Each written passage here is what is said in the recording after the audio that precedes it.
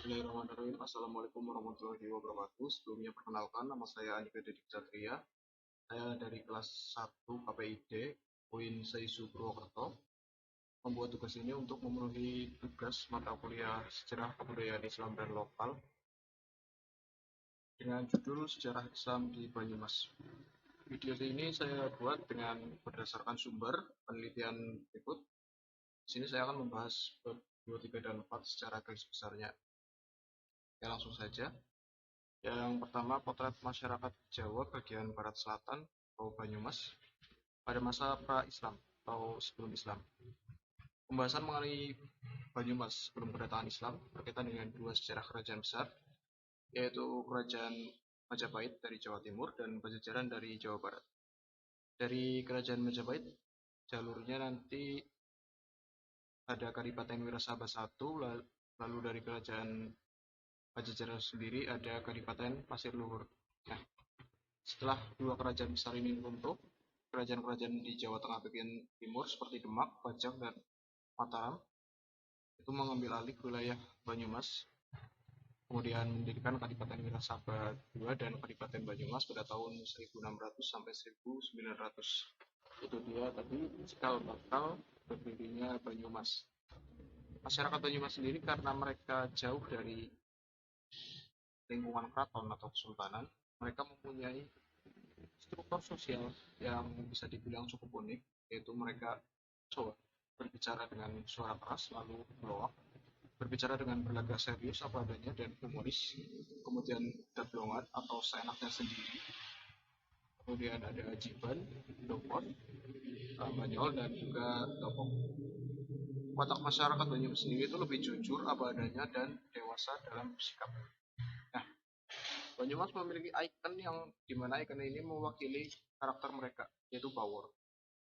Bawor sendiri memiliki sifat yaitu sabar dan narimo, kemudian berjiwa kesatria, lalu cacundan, kemudian cablaka. Kemudian kehidupan ekonomi masyarakat Banyumas pada masa pra-Islam. Dari segi alam sendiri, Pulau Jawa terkenal dengan tanahnya yang subur dan curah hujannya yang cukup tinggi. Beberapa wilayah itu dikelilingi atau diapit oleh pegunungan vulkanik dan dataran tinggi, bahkan cenderung terisolasi dari pengaruh sosial dan politik internasional. Seperti yang saya sebutkan tadi bahwa wilayah khususnya Banyumas itu jauh dari lingkungan keraton. Di masa ini sungai adalah satu-satunya sarana bagi orang-orang di Pulau Jawa sebelum kedatangan Islam dan kolonialisme Eropa. Kemudian ada Islamisasi di Jawa Tengah. Di Islamisasi di Jawa Tengah bagian barat sendiri tidak terlepas dari peran Wali Songo, di mana Wali Songo itu artinya 9 wali, walaupun sebenarnya jumlahnya bukan hanya 9, karena jika ada wali atau salah satu anggota yang meninggal dunia atau kembali ke negeri asal mereka, maka akan digantikan oleh anggota yang baru. Songo sendiri dianggap angka keramat karena dianggap angka yang paling tinggi. Dewan dakwah tersebut dinamakan Wali Songo untuk menarik simpati rakyat yang pada waktu itu masih belum mengerti apa sebenarnya agama Islam itu. Sebelum Wali Songo ada beberapa kiai lokal yang telah menyebarkan Islam di tanah Jawa. Di antaranya yaitu Kiai Syekh Abdul Somad. Syekh Abdul Somad itu awal mulanya beliau berasal dari Jawa Barat. Beliau menghabiskan masa mudanya di Pondok Pesantren Gunung Jati, Cirebon, Jawa Barat. Namun meskipun beliau memiliki kesempatan untuk menjabat di lingkungan keraton, beliau memilih menjadi santri dan menyebarkan ajaran Islam kepada orang lain. Beliau memulai dakwahnya di Jombor, Banyumas, pada usia 60 tahun. Karena usianya yang sudah tua, jadi dakwah beliau ini hanya dilakukan di lingkungan Padepokan. Kemudian ada Syekh Jambu Karang. Beliau dikenal sebagai penemu daerah baru dan penyebar Islam di wilayah Cahyana atau sekarang lebih dikenal sebagai Purbalingga.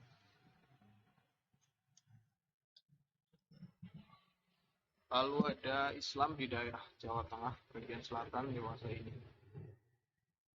Yang pertama dari kebangkitan Islam Puritan. Banyak klaim kontradiktif dibuat atas nama Islam saat ini. Selama sejarah peradaban Islam, gerakan purifikasi Islam atau pemurnian terus terjadi di berbagai negara, termasuk Indonesia. Seringkali dianggap bahwa Islam Puritan tidak memperhitungkan proses asimilasi dan akulturasi percayaan dan adat istiadat setempat. Soalan yang mengganggu adalah segala hal yang diamalkan oleh kaum Puritan akan dijustifikasi dan dilegitimasi sebagai hukum Tuhan yang bersifat mutlak, absolutis, dan tidak bisa ditawar lagi. Segala sesuatu yang dilakukan oleh kaum Puritan itu didaulat atas nama Tuhan. Jadi, seperti proses penalaran kritis, pertanyaan atau gugatan itu tidak diizinkan atau ditutup.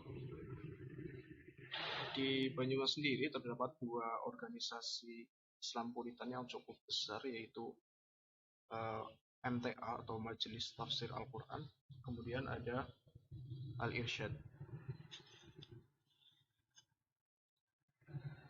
Lalu ada tren Islam moderat. Abdurrahman Wahid atau Gus Dur menggambarkan Indonesia sebagai negerinya kaum moderat. Indonesia diharapkan dapat memainkan peran yang lebih besar dalam menyebarkan Islam sejak masa pasca Soeharto. Sebagai negara muslim terbesar dan negara demokrasi ketiga terbesar setelah Amerika Serikat dan India, dalam hal ini kehidupan keagamaan di Indonesia, pemahaman keagamaan di masyarakat Indonesia sangat beragam. Sebagian besar karena hubungannya dengan budaya asli mereka. Islam di Indonesia memiliki wajah asli masyarakat Indonesia sehingga menjadi unik. Islam Indonesia lebih dikenal sebagai Islam Nusantara yang mengembangkan prinsip rahmat untuk seluruh alam. Di Indonesia sendiri ada beberapa organisasi Islam ya, di antaranya seperti Muhammadiyah dan NU itu yang cukup terkenal. Nah, perkembangan Muhammadiyah di Jawa Tengah bagian selatan. Nah, perkembangan NU di Jawa Tengah bagian selatan. NU adalah Jamiah Diniyah Islamiyah yang didirikan di Surabaya pada tanggal 16 Rajab 1344 Hijriah atau 31 Januari 1926. Mereka berakidah menurut Ahlus Sunnah wal Jamaah dan menganut salah satu mazhab. NU mendasarkan pemahaman keagamaannya pada sumber ajaran Islam, yaitu hadis, ijma, Quran, dan qiyas. Dalam memahami dan menerapkan ajaran Islam dari sumber-sumber ini, NU menggunakan pendekatan Wahabi. NU sangat fleksibel dalam berinteraksi sosial dan sangat menerima tradisi lokal, seperti selamatan, tahlilan, ziarah kubur, dan sebagainya. Maka dari itu, NU dikenal oleh masyarakat sebagai organisasi yang tradisionalisme. Dan tradisionalisme NU sendiri, diantaranya, pertama, komunitas ini atau NU sebagian besar tinggal di wilayah pedesaan, meski belakangan terjadi mobilitas vertikal di antara elit pedesaan ini, terutama kalangan muda NU terpelajar. Mereka tidak lagi tinggal di pedesaan, tapi mulai menjadi agen-agen perubahan di perkotaan. NU mempunyai dasar-dasar dan kekayaan intelektual yang senantiasa diwariskan dari satu generasi ke generasi berikutnya melalui lembaga pesantren. Karena kekayaan itu, sehingga menjadikan NU amat apresiatif terhadap pemikiran lama meski oleh kalangan tertentu diklaim sebagai bid'ah dan farad. Kemudian NU memiliki lembaga pendidikan yang cukup mapan sebagai basis transmisi keilmuan, yaitu pesantren. Dengan berbagai kekhasan dan subkulturnya, pesantren terbukti mampu bertahan dalam masyarakat yang terus berubah. Kemudian ada Muhammadiyah sebagai organisasi Islam terbesar kedua setelah NU di Indonesia khususnya. Muhammadiyah di Banyumas dan sekitarnya sendiri tidak memiliki jamaah sebanyak NU. Namun organisasi ini berkembang pesat melalui lembaga pendidikan dan kesehatan.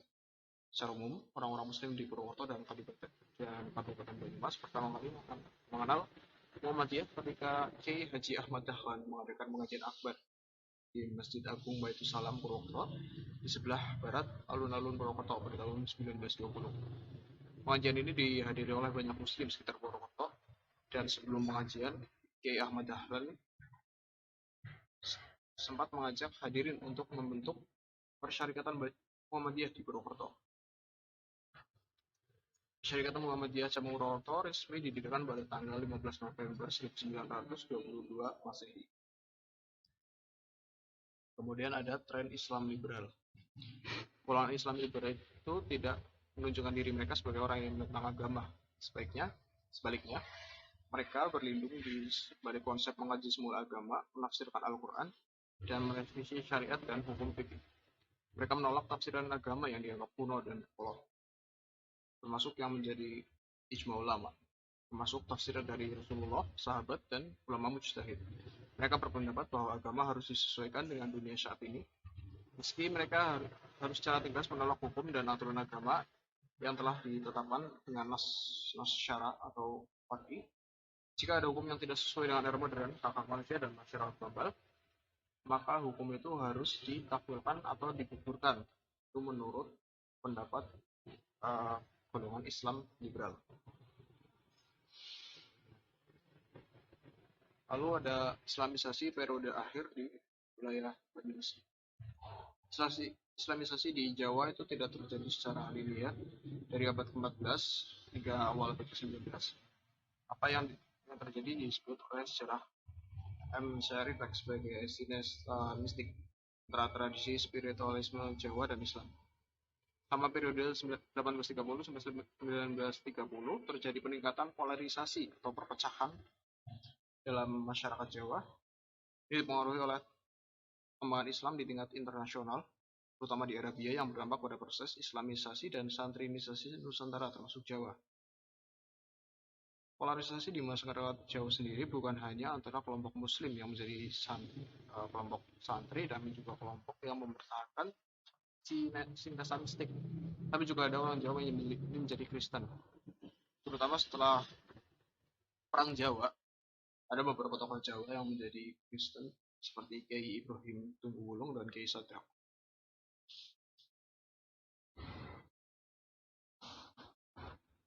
Berbicara tentang Islam di Jawa tidak bisa terlepas dari budayanya, di mana budaya Jawa sendiri berpadu dengan nilai Islam dengan alasan-alasan. Yang pertama, secara alamiah, setiap budaya terbuka untuk menerima elemen budaya lain karena lapangan budaya berkaitan dengan kehidupan sehari-hari. Tidak ada budaya yang dapat berkembang tanpa elemen budaya lain.